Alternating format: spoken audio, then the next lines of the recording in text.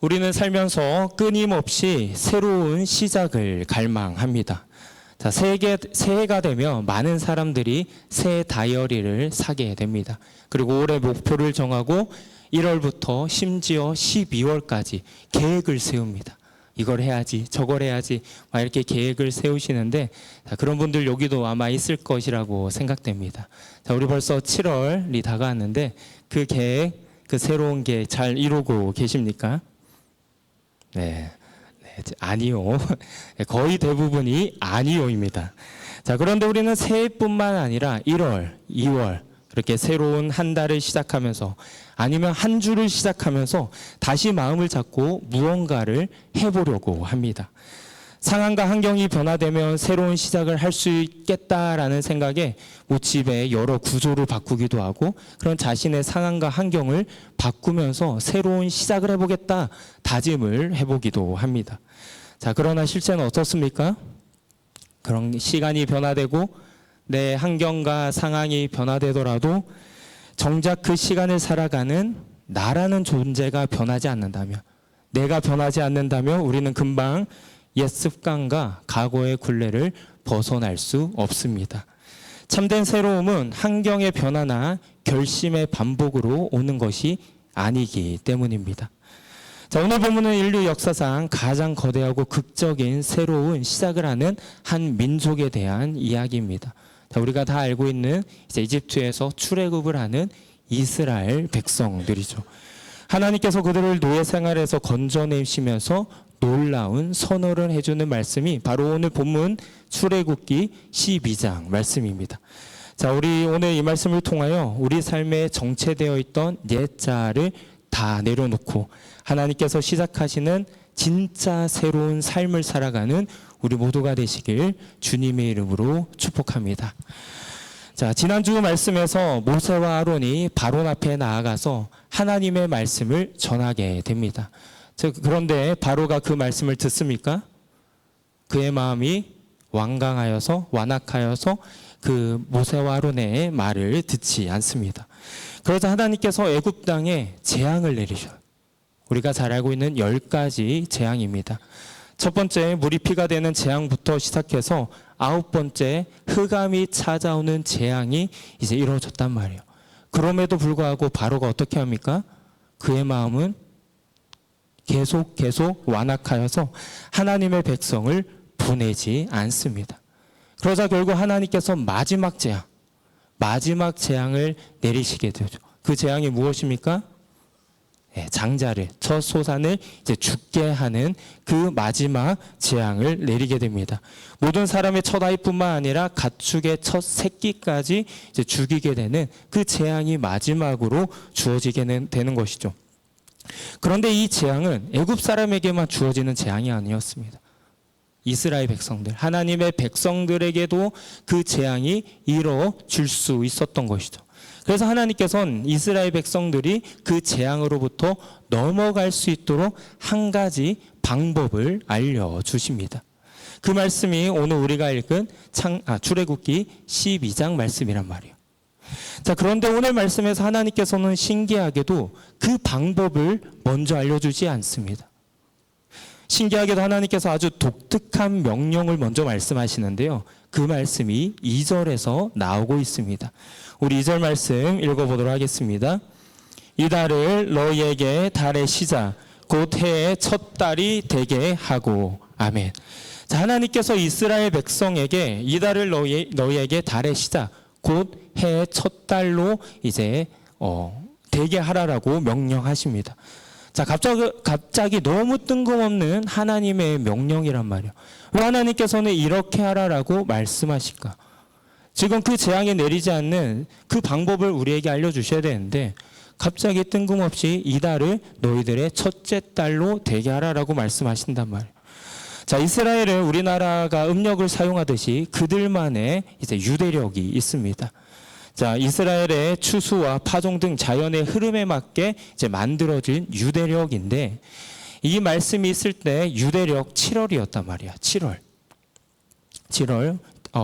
이 양력으로 따지면 한 3, 4월 된다고 합니다.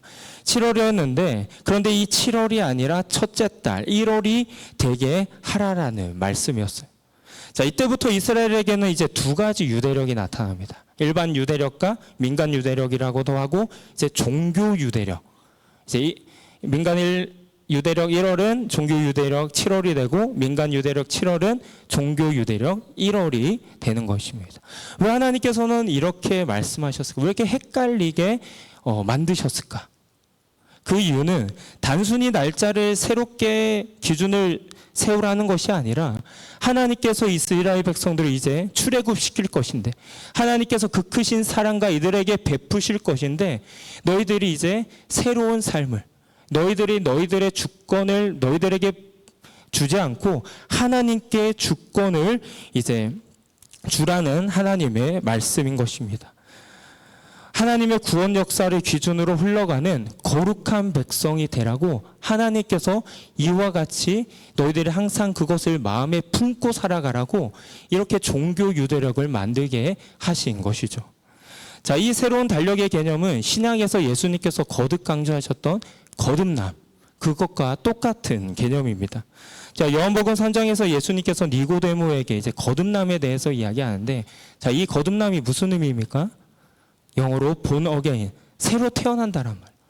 인간의 그 육적인 몸이 새로 태어나는 것이 아니라 영적으로 옛 자아는 사라지고 예수님 그리스도의 보혈로 내가 새 사람이 되었다. 이제는 나의 그런 나만을 바라보고 인간적인 그 욕심 다 내려놓고 이제는 주님만 바라보며 주님의 뜻 가운데 살아가겠다 하는 그 거듭남이란 말. 그래서 사도 바울은 고린도후서 5장 17절에서 이와 같이 이야기한단 말. 그런즉 누구든지 그리스도 안에 있으면 새로운 피조물이라. 이전 것은 지나갔으니 보라 새 것이 되었도다. 이제는 전에 살던 세상의 가치관이라 살아가지 말고 오직 그리스도의 가치관, 성경의 가치관, 하나님의 가치관대로 살아가라고 하나님께서 말씀하신 것입니다. 우리도 예수 그리스도로 인해 이제 새로운 삶이 시작되었단 말이에요. 우리의 옛 자아는 이제 죽고 예수 그리스도께서 우리를 구원하심으로 내가 오직 예수 그리스도 안에서 살아가야 되는데 그렇게 살아가라고 지금 성경은 거듭 강조하고 있는 것입니다. 자, 그렇다면 어떤 삶이 그리스도 중심의 삶일까? 어떤 삶이 거듭남의 삶일까? 이 이스라엘 백성들이 민간 유대력이 아닌 종교 유대력에 따라 살아가는 것처럼 우리도 이 세상의 가치관에 따라 살아가는 것이 아니라 그리스도의 중심의 삶을 살아가야 되는데 하나님의 시간에 맞춰서 살아가야 한다는 것입니다. 쉽게 말해서, 다시 말해서 우리 삶 속에서 하나님의 은혜에 감사하는 시간, 하나님께 드리는 시간, 그 시간이 우리의 삶의 가장 주된 목적이 되어야 한다라는 것입니다. 예배드리는 시간, 기도하는 시간, 말씀 읽는 시간, 찬양하는 시간, 그 시간이 우리의 삶의 가장 중요한 시간이 되어야 한다라는 것입니다. 자, 오늘날 그리스도인들은 일요일을 주의 날이라고 기념하고 우리가 주일로 지키고 있습니다. 그날 함께 교회에 모여서 하나님께 예배를 드리며 하나님의 말씀을 듣는단 말이에요. 그런데 우리가 진정 이 날을, 이 주일 그날을 얼마나 중요하게 생각하고 있냐 하는 것입니다. 주일은 우리가 믿는 예수 그리스도께서 부활하신 날이라. 그 예수님을 주님으로 모시고 그분께 예배하는 날입니다. 하나님을 믿는 자들은 주일이 그런 날인데 하나님을 믿지 않는 자들은 그 주일이 어떤 날입니까? 일요일, 그냥 쉬는 날이란 말이에요. 일주일 동안 열심히 일하고 혹은 사람들을 만나서 힘든 나의 몸을 그 토요일, 일요일, 주말 동안 삶을 재충전하는 날이란 말이에요. 그런데 그리스도인들은 그렇지 않습니다. 주일에 먼저 이 교회에 나와서 하나님께 예배드리고 하나님의 말씀을 듣고 하나님으로 인하여 우리의 하나님의 은혜를 맛보면서 우리의 삶이 먼저 재충전되고 그 다음 월요일부터 주중 생활을 해야 된다라는 것입니다. 성경의 세가가는 이와 같은 새 힘을 얻는 주일이 중요하다라는 것을 거듭 강조하고 있단 말이에요.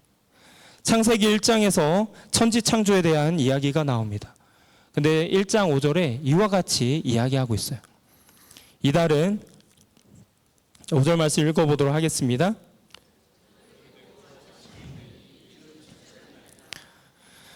첫째 날뿐만 아니라 둘째 날에도 셋째 날에도 끝날 때마다 저녁이 되고 아침이 되니라고 하면서 성경은 그날을 마치고 있습니다. 자, 우리의 생각으로는 아침이 되고 저녁이 돼야 될 것 같아요.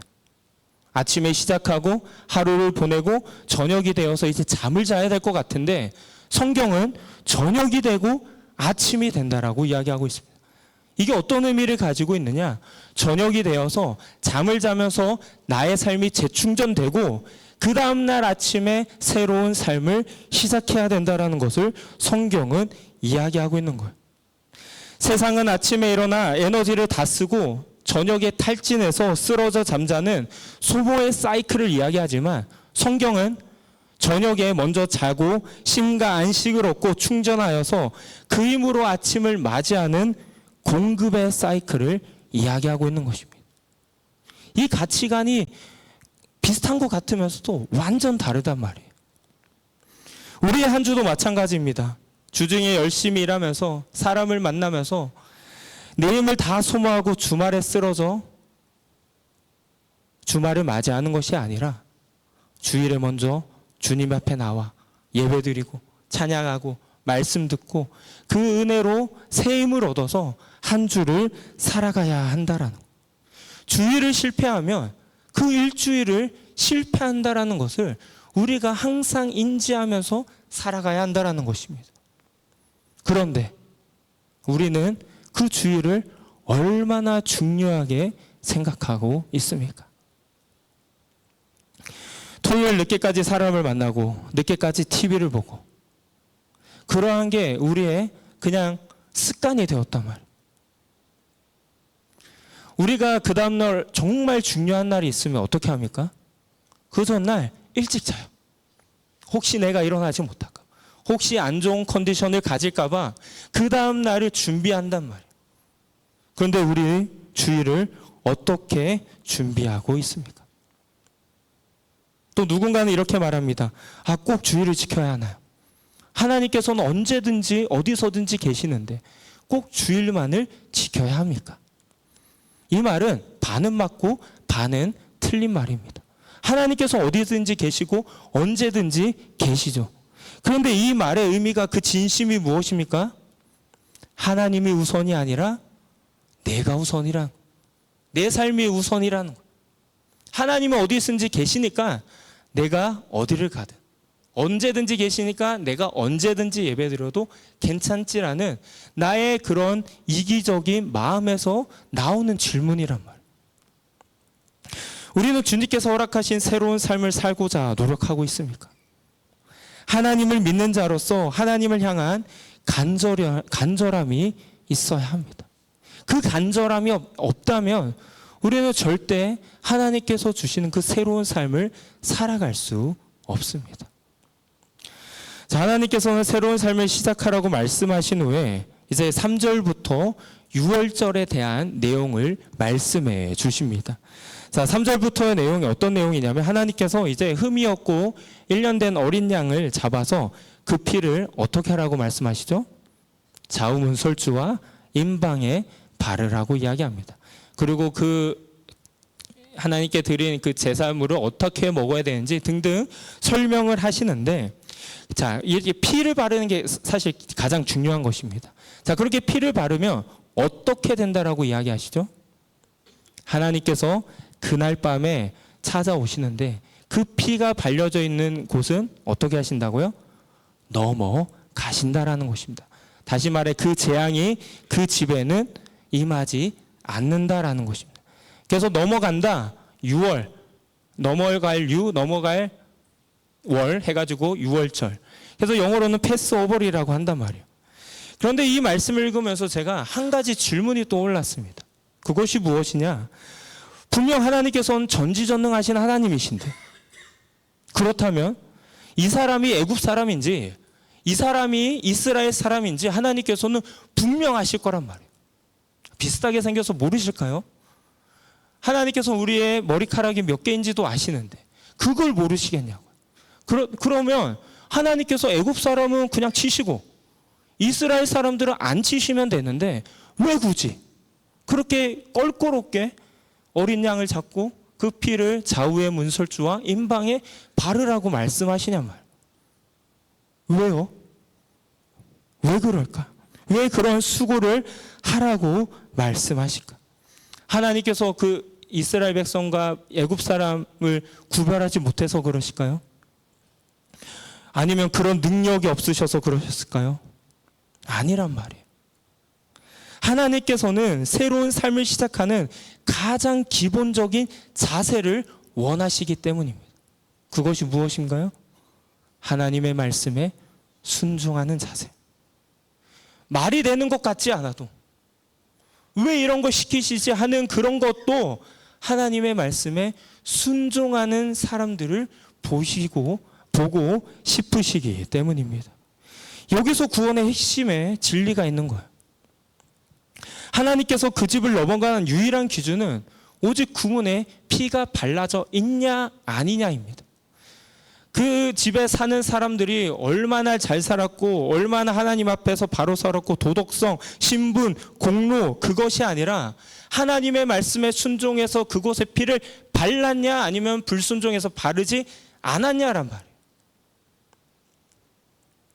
우리의 새로운 삶은 나의 결단이나 선행으로 시작되는 것이 아닙니다. 하나님을 향한 믿음이 있느냐 없느냐, 하나님을 향한 하나님의 그 말씀에 순종하고자 하는 그 믿음이 있느냐 없느냐라는 거예요. 오늘 말씀의 주 메시지가 바로 그것입니다. 믿음으로 순종하며 나아가야 한다라는 것이죠. 하나님께서 12장 말씀을 시작하시면서 2절에서 먼저 너희들이 이달을 첫째 달이 되게 하라라고 말씀하신 것도 똑같은 맥락입니다. 이스라엘 백성들이 왜 이날을 첫째 날로 되게 하라고 말씀하셨습니까? 하나님께서 구원하실 것이기 때문에 이 중요한 날을 기억하고 기념하라고 이 달을 첫째 달로 하라고 말씀하셨단 말이에요. 자, 그러면 이것도 제가 생각을 해봤습니다. 자, 2절까지만 읽으면 이러한 질문이 생길 수밖에 없습니다. 왜? 왜 이 달을 첫째 달로 하라라고 말씀하고 계시는가? 이유가 없잖아요. 왜 갑자기 뜬금없이 이 달을 첫째 달로 하라라고 말씀하시냐고요. 차라리 하나님께서 유월절에 대한 말씀을 다 하시고 내가 너희를 이렇게 구원할 것이니까 이 달을 첫째 달로 되게 하라라고 명령하신다면 아, 그래, 하나님께서 우리를 구원하실 것이니까 이 달을 첫째 달로 해야 되겠구나. 하나님께서 우리에게 놀라운 은혜를 베푸실 거니까 그렇게 해야겠구나 라는 것이 뭔가 이해가 되고 내 마음속에 탁탁 와닿는데 그러한 이유는 설명하지 않으시고 그냥 이 달을 첫째 달로 하라라고 말씀하셨다면, 하나님의 애를 보면 이런 경우가 너무나도 많습니다. 이 말씀뿐만 아니라 성경을 읽어보면 하나님의 뜻이 무엇인지 모를 때가 너무나도 많아요. 하나님께서 왜 이 말씀을 하시는지 모를 때가 너무나도 많단 말이에요. 우리의 삶에서도 똑같습니다. 왜 하나님께서 우리에게 이러한 고난을 주실까? 왜 이러한 고통을 주실까? 왜 이러한 결과를 주셨을까? 왜 이렇게 말씀하실까? 왜 그것을 순종하라고 하실까? 차라리 모든 것을 다 설명하시고 그 모든 결과를 다 보여주시고 순종하라고 하면 쉽게 순종할 수 있을 것 같은데, 쉽게 이해할 수 있을 것 같은데, 쉽게 받아들일 수 있을 것 같은데 그 모든 것을 설명하지 않으시고 순종하라라고 말씀하신단 말이에요. 너무 답답하지 않으십니까? 그런데 왜 하나님께서는 이렇게 하시냐 말이에요. 분명 하나님은 전지전능하신 하나님이신데 왜 굳이 어린 양의 피를 좌우 문설주와 임방에 바르라고 하시냐고. 왜 하나님은 은혜의 하나님이신데 왜 아무 설명 없이 이 달을 첫째 달로 되게 하라고 말씀하시냐 말이에요. 그럼에도 불구하고 주님을 의지하고 믿는 그 믿음을 우리에게서 원하시기 때문입니다. 만약 우리가 다 이해하고 결과를 확인한 뒤에 움직인다면 그것이 믿음이겠습니까? 믿음이 아니라 우리의 계산이란 말이에요. 아, 이렇게 되니까 이렇게 해야겠구나. 내 이성과 계산이 동의해야만 따르겠다는 결국 내 인생의 주인이 하나님이 아니라 나라는 것을 나타내는 것. 하나님께서는 결과를 알려주지 않으시고 먼저 이렇게 순종하라고 말씀하시는 이유. 그 어떠한 결과에도 불구하고 어떻게 될지 모름에도 불구하고 하나님을 바라보는 믿음을 우리에게서 원하신다라는 것입니다. 오직 하나님의 선하심만을 100% 신뢰하는 진짜 믿음을 원하시기 때문이죠. 우리 풀향기 교회도 마찬가지입니다. 우리에게 지금 일어난 이러한 일들 왜 일어났을까? 우리는 이 질문밖에 하지 못한다. 왜 그러셨을까? 그럼에도 불구하고 바라보는 믿음을 우리에게 원하시기 때문입니다. 하나님의 계획 우리는 다 알지 못합니다.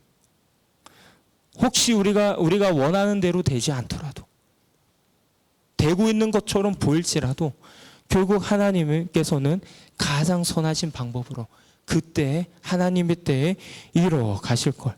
우리는 매일매일 그것을 선포하고 말씀으로 듣고 찬양으로 고백함에도 불구하고 우리가 그것이 이해되지 않아서 우리의 마음에 와닿지 않아서 우리가 받아들이지 못하고 있단 말이에요. 하나님께서는 하나님을 바라보는 그 100%의 믿음을 지금 우리에게 원하시고 계신다라는 것입니다. 오직 주만이 우리의 반석이시고 산성이시고 요새이십니다. 믿으십니까? 믿으시잖아요. 그러면 우리는 그 믿음의 고백을 가지고 나아가야 합니다. 하나님께서 우리 풀향기 교회를 향한 계획이 아직 1%밖에 이루어지지 않았을 수도 있어요. 아직 우리가 보지 못한, 우리가 경험하지 못한 99%의 그 계획이 이제 남아있을 거란 말이에요. 믿으십니까? 그 믿음을 바라보며 나아가는 우리 모두가 되시길 주님의 이름으로 축복합니다. 자, 우리 시간 다 함께 찬양하며 나아가도록 하겠습니다.